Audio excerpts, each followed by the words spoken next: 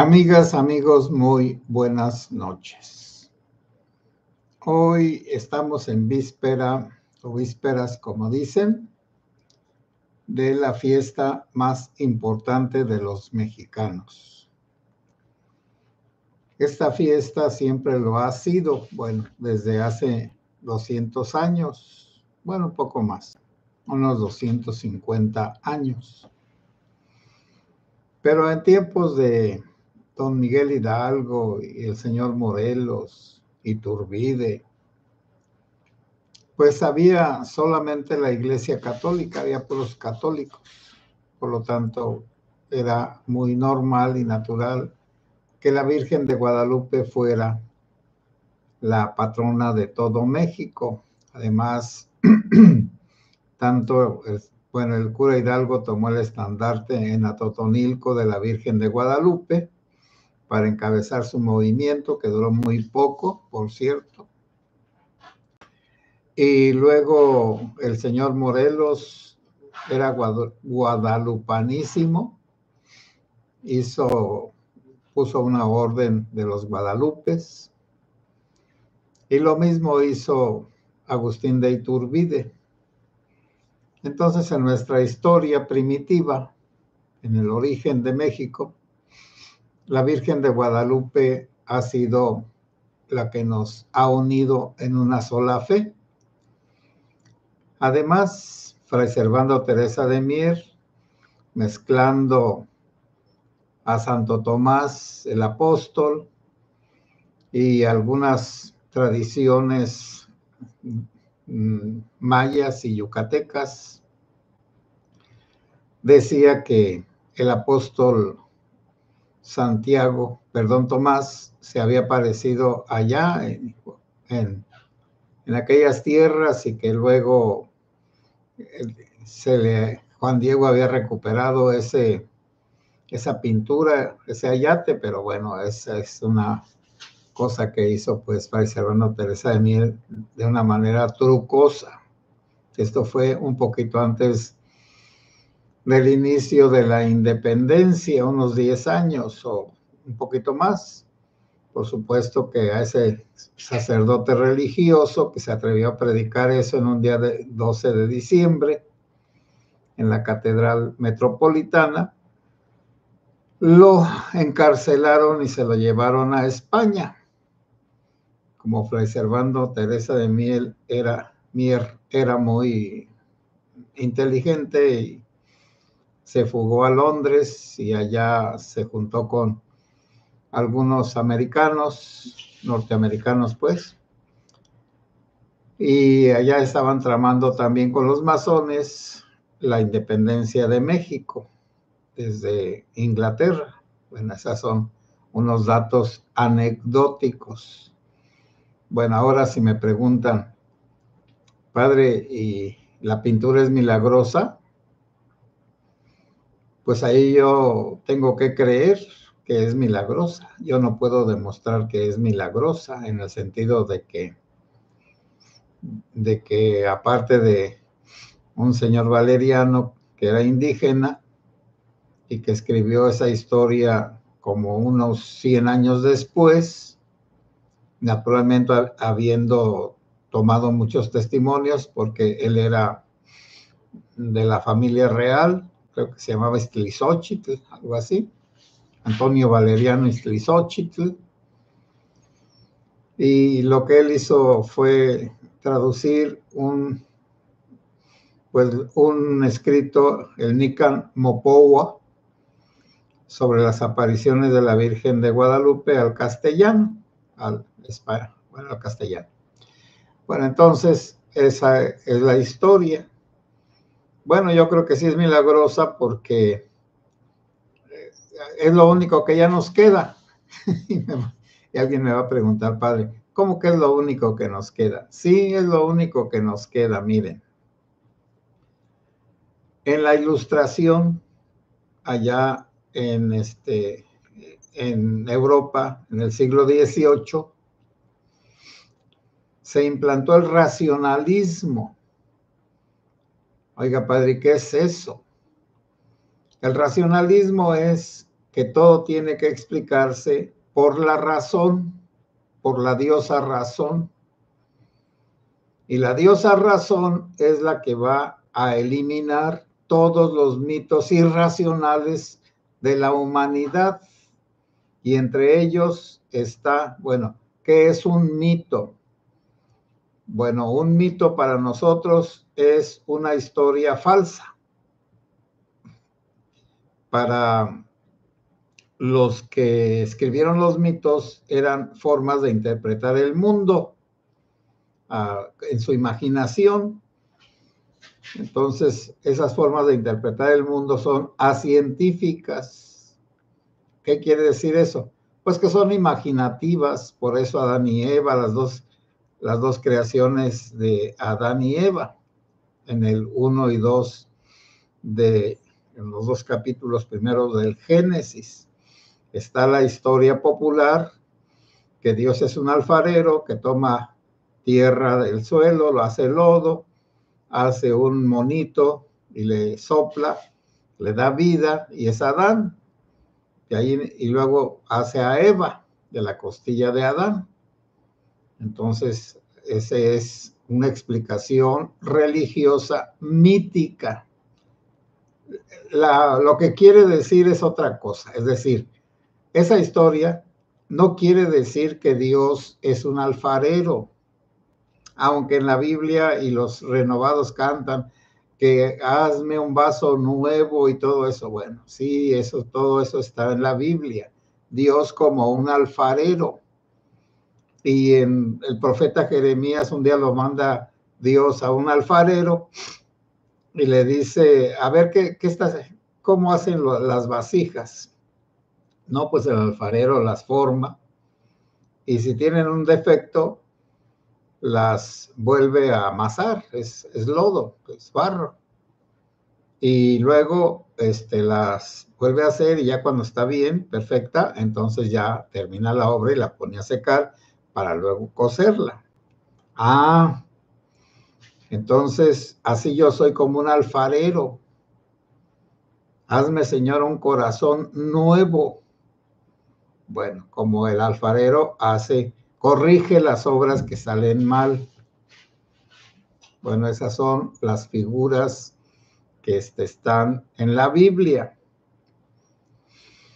Bueno, estoy hablando de los mitos, que los mitos para nosotros son mentiras y para los antiguos son explicaciones religiosas, imaginativas, fantasiosas, pero que en sí ninguna persona inteligente tomaba los mitos al pie de la letra, las narraciones míticas, sino más bien querían encontrar algo que se llama etiológico o etiología.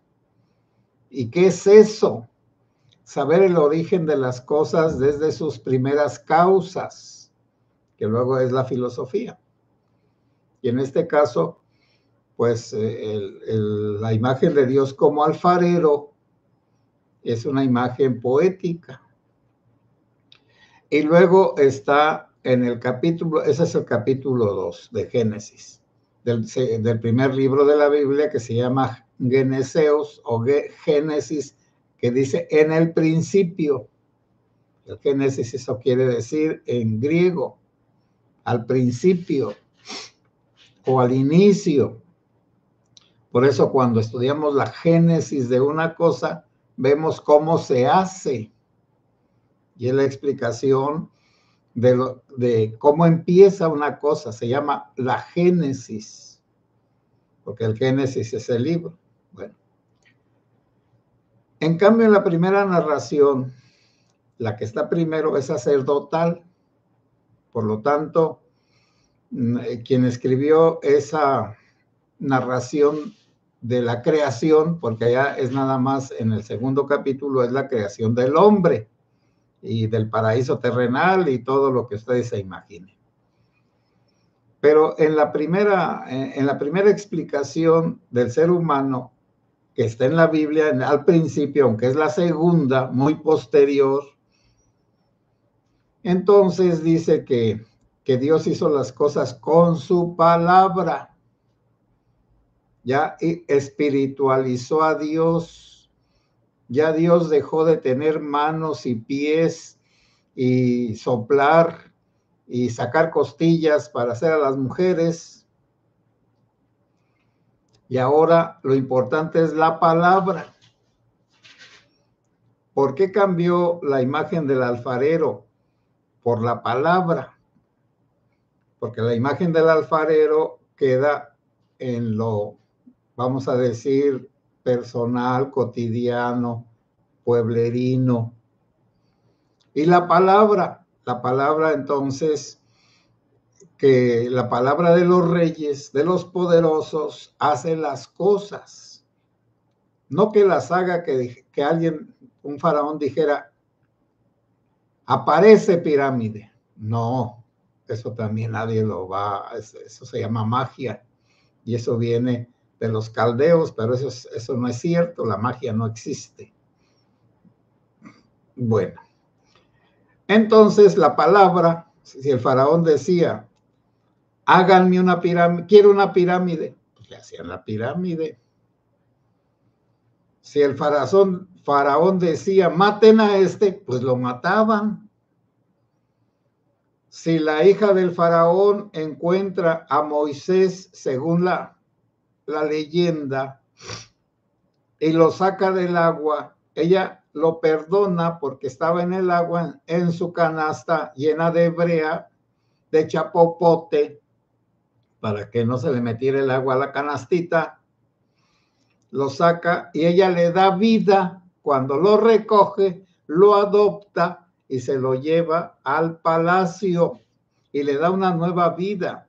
Ya no va a ser la vida del que hace ladrillos, va a ser la vida ni del que hace pirámides, va a ser la vida del que está entre los que tienen palabra y mandan. Bueno, eso mismo sucede después con la palabra de Dios. Cuando Moisés pierde todo y regresa con la palabra de Dios, la palabra de Dios tiene que ser más poderosa que la palabra del faraón. Y entonces el poder de Dios se manifiesta en Moisés porque tiene dominio sobre las leyes de la naturaleza, que ahora es lo que se entiende un milagro. Un milagro actualmente se entiende como la suspensión de las leyes de la naturaleza en un evento, en un hecho, en una enfermedad, en una necesidad. Y al suspender las leyes de la naturaleza sale algo nuevo, algo maravilloso, algo nunca visto, como la salud de un canceroso instantáneo. Bueno, la palabra pues ya de Dios, bueno, ya entonces dejamos al Dios alfarero y nos vamos al Dios poderoso de la palabra, más poderoso que el faraón. Esto es nada más para también entender el poder de un ayate donde se aparece la Virgen y es toda una simbología. Un símbolo es una realidad que expresa otra, pero el símbolo es más poderoso que la realidad. Bueno, les voy a poner un ejemplo. La esvástica de los nazis. Esa cruz, pues así. Bueno, esa es antigua, no es original de ellos, pero la tomó Hitler. Y entonces ahora esa cruz, esa esvástica, es maldita, maldita. Y el que pone esa señal quiere decir que está de acuerdo con ser racista y matar a los judíos. En cambio está la estrella de David, esa que se pone ahora en el nacimiento cuando vaya a hacerlo. la estrella de David, la estrella del pesebre de Jesús, y luego la Virgen María, la estrella que está en el cielo. ¿Quién es esa estrella que a los hombres guía? La reina del cielo, la Virgen María. ¿Y por qué una estrella? Pues porque aparte del sol y de la luna, hay cometas, y los cometas se mueven independientemente, entre comillas, del sol y de la luna. Bueno, ahora, aplicación. El ayate de la Santísima Virgen María por sí no diría nada. ¿Dónde es? Donde tiene el mensaje, en la palabra. Esa narración del Nican Mopoua, donde dice la Virgen María lo que quiere, en náhuatl, por supuesto, y su simbología, que pues ahorita no voy a hablar de esa simbología, de las 46 estrellas, etcétera, etcétera, etcétera, que todos eran símbolos nahuatlatos o aztecas, nombre de aztecas. Por lo tanto, la imagen es una palabra indígena para los indígenas. La palabra española castiza es la palabra dicha, pero se tiene que decir en español, en castellano, para que tenga efecto entre los castellanos. Para los indígenas no había necesidad de la palabra, porque la misma pintura, el ayate, en primer lugar, esa tela burda de hilo de maguey, bueno, eso dicen que era al principio, ahora no sé. La forma de pintar, que es al estilo indígena, naturalmente que ellos en sus códices y todas las demás sabían cómo se pintaba. Los indígenas reconocieron inmediatamente aquella pintura como propia, como un mensaje para ellos. Y tuvo un gran pegue, vamos a decir, porque los libraba de los dolores y sufrimientos en que habían caído por la conquista. Y si veían que los españoles reverenciaban las imágenes de la Santísima Virgen María, y ahora una imagen de la Santísima Virgen María era indígena por los 4 lados, entonces los indígenas vieron que era poderoso ese signo para ellos, y por eso creyeron, porque en 1531 fue las apariciones, si mal no recuerdo, 10 años después de la conquista, y hasta que hay esa imagen que no necesita, vuelvo a decir, palabras para los indígenas, pero luego vienen las palabras a Juan Diego, que son los indígenas. ¿A dónde vas, hijo mío, el más pequeño de mis hijos? Etcétera, etcétera. Pues voy a Tlatelolco, esto y aquello, a recibir una catequesis, una palabra de parte de los frailes. Pues ahora yo quiero que tú lleves mi palabra creadora. Yo quiero que hagan un templo aquí donde me adoren. En su lengua, pues, la adoración a la Virgen. Quiero que me adoren aquí todos. Y bueno, en primer lugar, Juan Diego, pues, no conocía más que los edificios de los frailes, y que eran muy pequeños y muy modestos.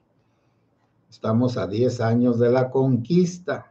No existía esa catedralona que está ahí en México, ni las demás iglesias, ni nada. Simplemente eran capillitas.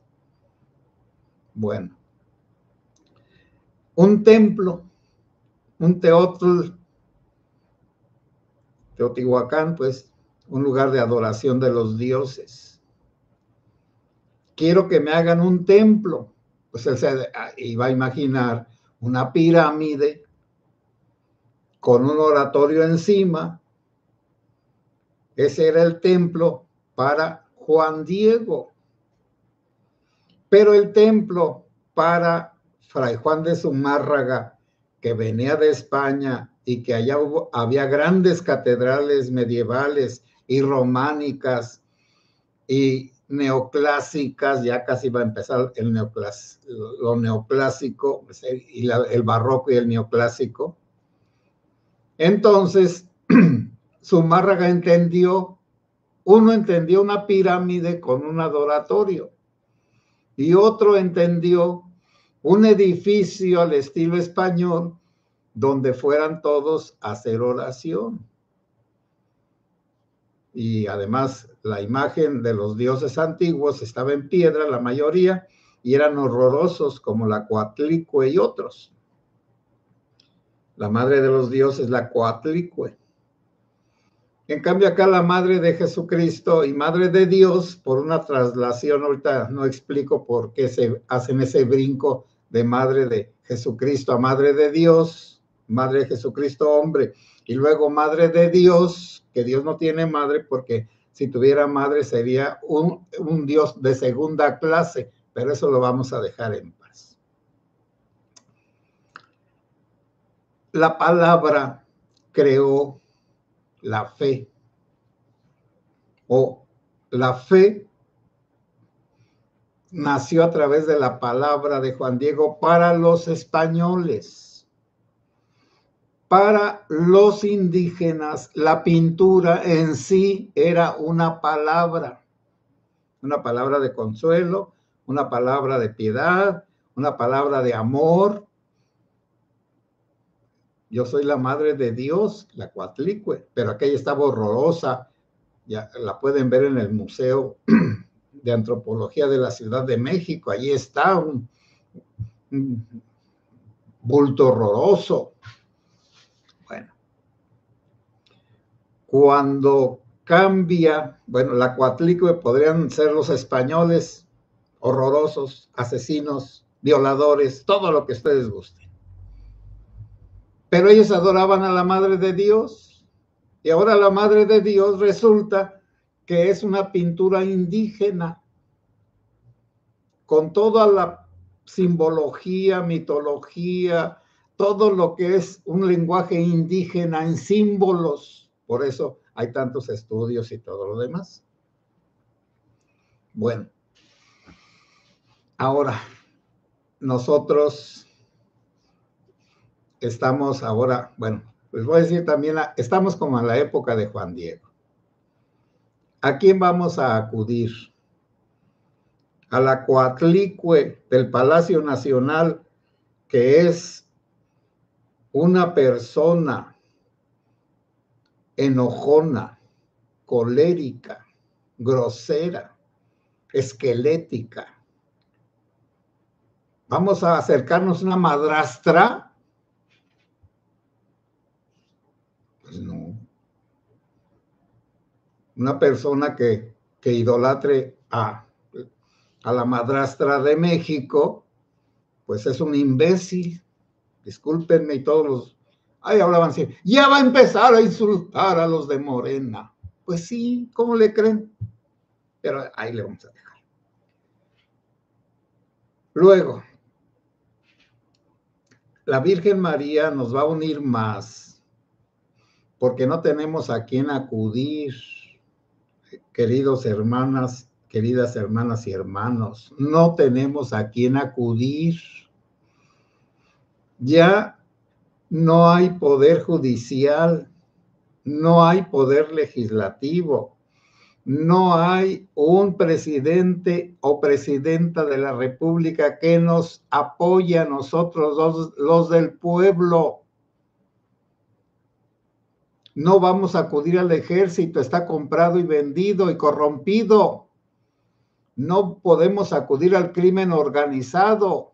Es como si las gallinas fueran a pedirle protección al coyote.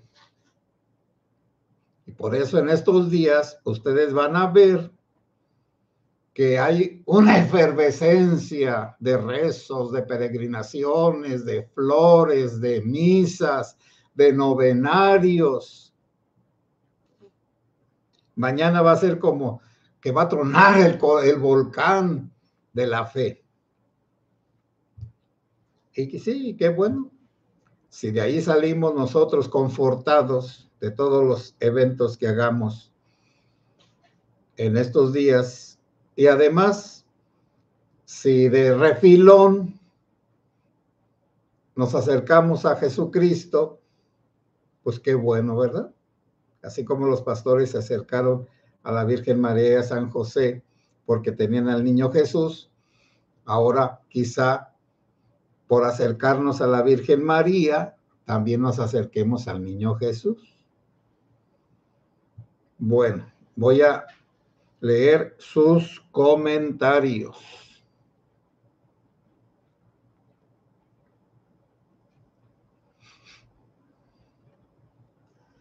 Sandra Grapín, saludos Padre José, saludos Sandra. María Teresa Gutiérrez Serrano, buenas noches Padre José Luis, saludos y que Dios lo bendiga. Igualmente para ti María Teresa. Saludos y buenas noches, comunidad del Padre José, bendiciones infinitas para todos. Igualmente, muchas gracias, María Teresa. Esperanza Montes, buenas noches, Padre, un saludo para usted y toda la comunidad.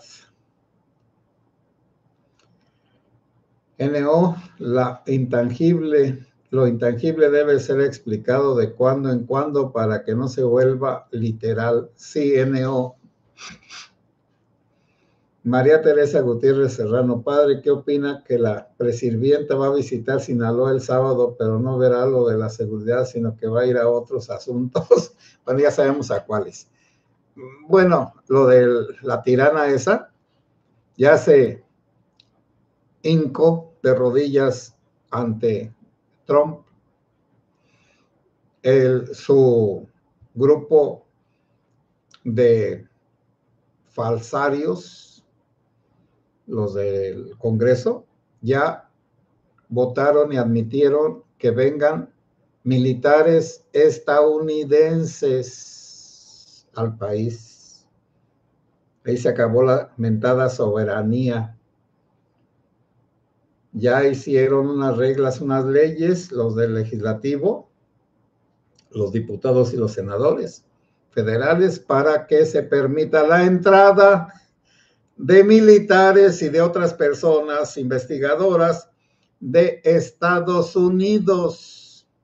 ¿Verdad que cae más pronto una presirvienta que una coja?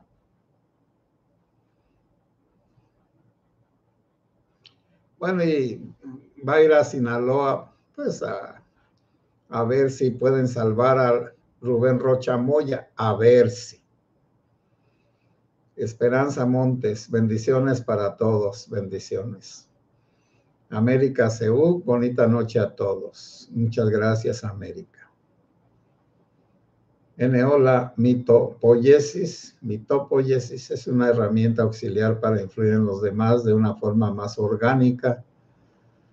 Sí, el hacer mitos. Poieo es un verbo griego que quiere decir fabricar, fabricante de mitos. Estoy de acuerdo contigo, Eneo. Jesús M., buenas noches, Padre José Luis y comunidad. Gracias por sus comentarios que acrecientan nuestro acervo cultural. Y también espero que nos volvamos más mexicanos. América CU, hermosa la época de Nochebuena y Navidad. Sí, así es, América. Orteris, Padre, Madre mía de Guadalupe, Reina de México, salva nuestra patria y conserva nuestra fe. Sí, así es. José Manuel Valdominos Espino, bendecida noche para todos, que la Virgen de Guadalupe nos proteja. Gracias, Padre. Gracias a ustedes. María Teresa Gutiérrez Serrano, América CU, Jesús, Esperanza, Sandra, bendiciones para todos y bonita noche. En Neotonantzin o Coatlicue. Bueno, Hay pues dos denominaciones. Yo estoy hablando del mito de Coatlicue. Coatlicue tenía Tecaxtitlopocla, ya eso no lo puedo pronunciar, el dios de la guerra y el dios, vamos a decir, malito, y otro, y las estrellas, pues, el sol, la luna y las estrellas. Y entonces la Coatlicue andaba un día barriendo y una pluma de un dios se le metió en el vientre.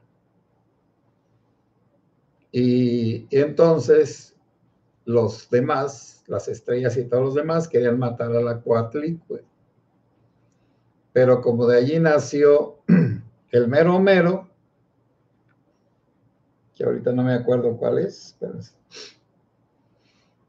el dios más poderoso, y él la defendió de todos los demás. Eso es lo que me acuerdo de la diosa Coatlicue, la madre de los dioses. Ahora voy a ver por qué Tonantzin también es la madre de los dioses. En eso estoy de acuerdo con N.O. Yo me acuerdo más de la de Coatlicue. ¿Cuál es el dios más importante de los aztecas? No es, por cierto, pues Tlaloc, no. Ni es Quetzalcóatl, tampoco. Pero es uno de los tres poderosos y es el más poderoso, porque también allí está eso. El dios o la divinidad de los aztecas era trinitaria. Pero bueno, mañana, si Dios quiere, contesto eso N.O.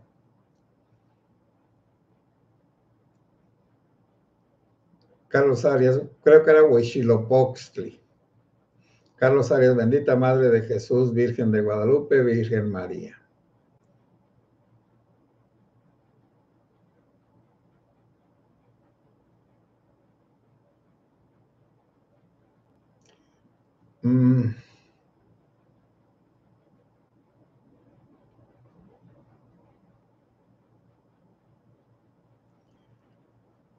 Carlos Arias, bendita sí. N.O., hola. América, María Teresa Gutiérrez Serrano, saludos, Dios te bendiga. América, felicidades a quien se llame Guadalupe. Sí, a todas las Guadalupes y a todos los Guadalupes. Por cierto que mi mamá, que en paz descanse, se llamaba María Guadalupe. Carlos Arias, padre, tiene usted toda la razón, increíble, toda la razón. Increíble que haya morenos por el dinero que les dan, que viene de quienes pagan impuestos y de endeudar al país. Qué tristeza. Bueno, pues, mira, la pobreza y la miseria y la ambición quitan toda vergüenza. N.O., la Virgen María es confort y sería bueno resguardarse en ella cuando se requiere. Sí, N.O. María Teresa Gutiérrez Serrano, América, igualmente a ti, hermosa. María de los Ángeles Rubio Hernández, saludos, Padre José Luis, bendiciones. Igualmente María de los Ángeles. Salvador Rubalcaba, buenas noches, Padre José, saludos para todos. ¿Cómo hay tanta ignorancia con nuestra familia mexicana? Sí, así es. Elvia Barroso, buenas noches a todos, excelentes explicaciones. Muchas gracias, Elvia. América sí que cayó más pronto. Sí, pues la que se ya postró ante Trump. En Culiacán, la 4T construirá el puerto marítimo, una extensión del Tren Maya, que en conjunto se llama Transísmico. Esa es la tranza de Culiacán. Bueno, voy a ver porque pues ya no tienen dinero. Andrés González, saludos, padre. Pero ya dijeron los del Senado que USA va a llegar para adiestrar. No, que no. Eso dicen, pues, son unos mentirosos. Cuando hay sangre en las calles, compran propiedades baratas y disponibles. Sí, así es, N.O.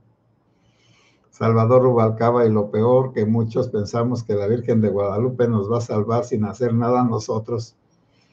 Pues estuviéramos inútiles, sí, pero como pues somos personas que estamos bien, pues no. Tenemos que colaborar. Esperanza Montes, padre, me gustan mucho sus pláticas. Muchas gracias, Esperanza Montes. Leopoldo Tenorio Rodríguez, ¿qué tal comunidad de nuestro querido Pater José Luis? Con un poco de frío se están dando las mañanitas y fiestas guadalupanas desde hoy. Virgen de Guadalupe, salva nuestra patria y aumenta nuestra fe. Estoy de acuerdo contigo, amigo Leopoldo. Jesús M. Padre José Luis, ¿qué diferencia hay entre bendito y bendecido? Bueno, en realidad, lo que hay de canto, de cantar pues, lo que hay de canto y de cantado. El bendito es como una cualidad de un objeto que está bendito, que fue bendecido. Entonces, lo que es bendecido está bendito. Bueno, la acción de bendecir es bendecido.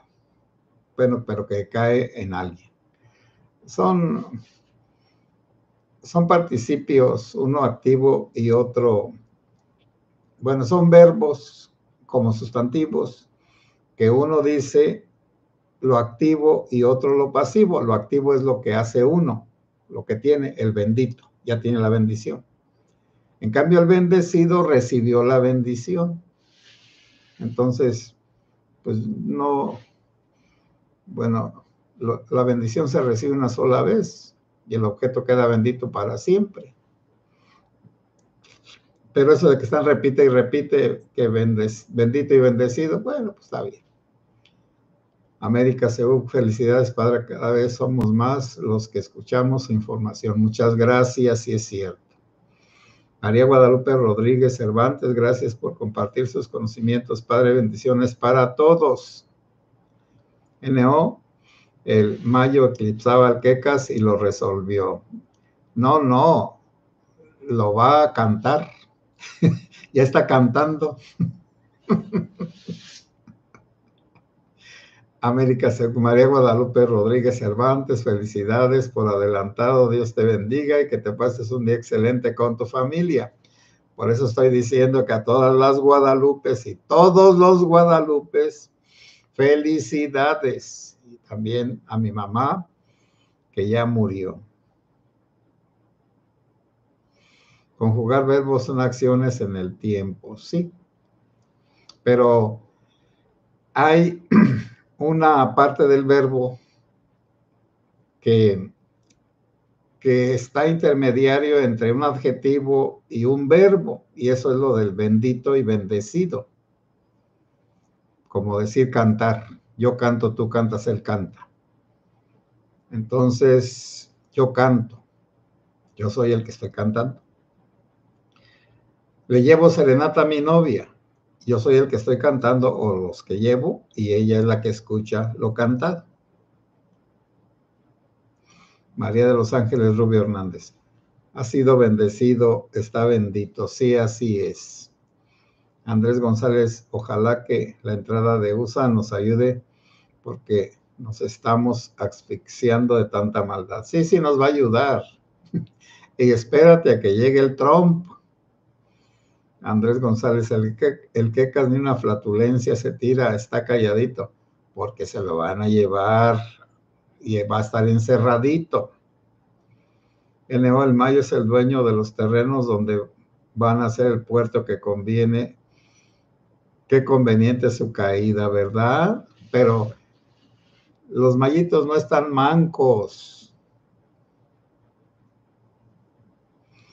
Bueno, amigas y amigos, mañana voy a transmitir a las 10 de la noche, porque voy a andar celebrando misas. Si Dios quiere, mañana nos vemos. Buenas noches y que Dios los bendiga. Y que la Santísima Virgen de Guadalupe salve nuestra patria y conserve nuestra fe.